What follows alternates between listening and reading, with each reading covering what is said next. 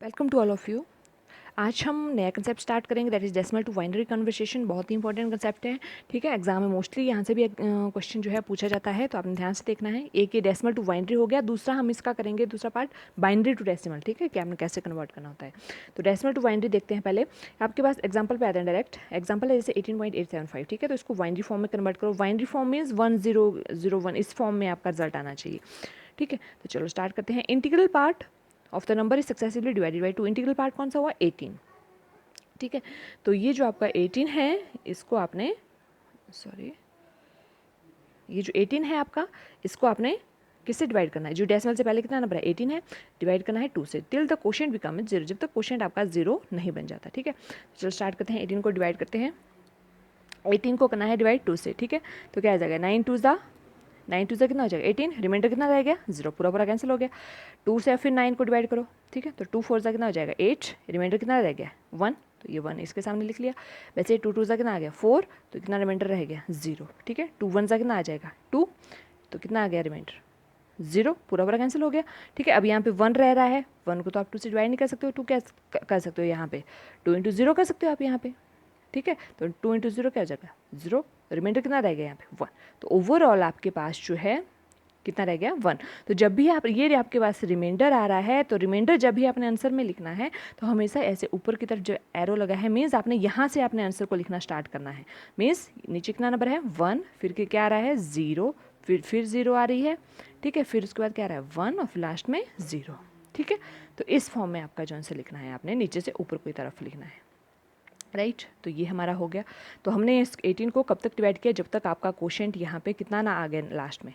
0, ठीक है। कितना ना आ गया? 0 ना आ गया, तब तक हम इसको करते गए, ठीक है।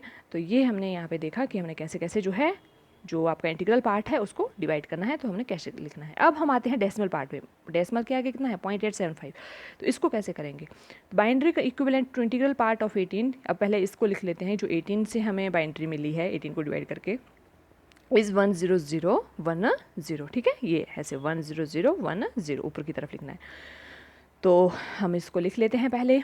18 with base 10 is equal to 10010। ये यहाँ पे बेस 2 आएगा, कि 2 से डिवाइड किया ना आपने, तभी आपके पास आंसर आ रहा है ये, ठीक है। तो ये हो गया। अब आप आते हैं फ्रैक्शनल पार्ट में। Now the fractional part is multiply by 2। अब जो फ्रैक्शनल पार्ट है उसको हमने मल्टीप्लाई करना है 2 से। जो आपका इंटीग्रल पार्ट था उसको आपने डिवाइड किया 2 से, डिवाइड करते गए। और डेसिमल पार्ट, जो फ्रैक्शनल पार्ट है, डेसिमल के आगे जो आपका नंबर है, उसको आपने मल्टीप्लाई करते जाना है 2 से successively, till the fractional part of the product obtained become 0। जब तक आपका जो फ्रैक्शनल पार्ट है, मीन्स डेसिमल के आगे जो आपका नंबर आ रहा है, वो 0 ना बन जाए। देखो यहाँ पे, जैसे अगर हम यहाँ पे देखें, तो इस रिजल्ट में हमें डेसिमल से आगे क्या मिल रहा है? 000, ठीक है। तो हमने जो भी आपका डेसिमल पार्ट है, जैसे 0.875 था, 0.875 ही है ना डेसिमल के आगे आपका जो नंबर है, ठीक है, यही है 0.875। तो इसको आप 2 से मल्टीप्लाई करते गए, फिर आपका नंबर आया, फिर आया, लास्ट में आपने कब तक किया? जब तक आपका डेसिमल से आगे 0 ना बन जाए, राइट। तो करते हैं इसको स्टार्ट। कैसे करना है? 0.87 को मल्टीप्लाई किया 2 से, तो ये आपका आ जाएगा 1.750, ठीक है। तो यहाँ से फिर से आपने ये जो डेसिमल के आगे नंबर है, डेसिमल के आगे कितना है?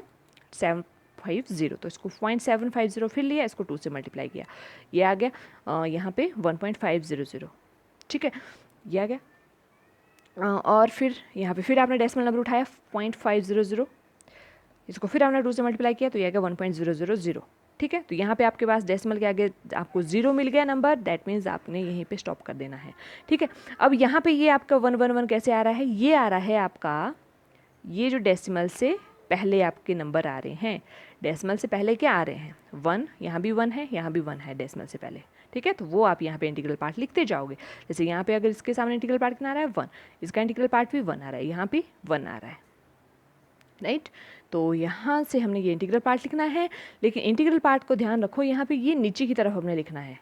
यहाँ से आप नंबर स्टार्ट करोगे लिखना 1, फिर उसके बाद फिर 1 आ रहा है, फिर 1 आ रहा है, ठीक है। यहाँ पे तो चलो 1 बनाया, आपका सेम ही नंबर आएगा ऊपर से नीचे, बट प्रोसीजर ये है कि आपने हमेशा ऊपर से नीचे को ही लिखना है यहाँ पे इंटीग्रल पार्ट को, ठीक है। तो अब इसको लिख लेते हैं बाइनरी की फॉर्म में। So the binary equivalent to 0.875 is 0.111, ठीक है। तो पॉइंट डेसिमल की बात कर रहे हैं हम, तो यहाँ भी पॉइंट लग जाएगा फिर आगे, ठीक है। 0.111 ये आ गया। दैट इज़ 0.875 विद बेस 10, ठीक है, जैसे हमने ऊपर बेस 10 लिया था, और that is equal to 0.111 with base 2, ठीक है। तो ये 2 क्यों ले रहे हैं बेस, क्योंकि हम 2 से यहाँ पे मल्टीप्लाई करते जा रहे हैं, तभी हमें जो आंसर मिला है, ठीक है। सो फाइनली अब आपने क्या करना है, ये दोनों रिजल्ट जो हैं, इन दोनों रिजल्ट को, ये जो हमारे पास मिलता 18 वाला ये है, 0.875 वाला रिजल्ट ये है, इन दोनों को कंबाइंड करेंगे तभी तो आंसर आएगा। तो बोल देंगे B combined together the binary equivalents of integral part and fractional part. तो जो इंटीग्रल पार्ट किया पहले हमने, उससे हमें ये मिला, फ्रैक्शनल पार्ट को सॉल्व किया तो ये आंसर मिला, ठीक है। तो उनको कंबाइन करेंगे to get the binary equivalent of the given number, ठीक है। तो बाइनरी इक्विवेलेंट हमें कैसे मिलेगा, जब हम इन इंटीग्रल और फ्रैक्शनल पार्ट को कंबाइन करेंगे, ठीक है। दैट इज 18 पॉइंट क्या था 875 था, तो ये आ गया 18.875 with base 10 is equal to, तो पहले 18 का नंबर के लिए कितने बाइनरी आ रही थी 10010, ये लिख लिया 0.1111, ठीक है, ये आ गया 0.111 विद बेस 2।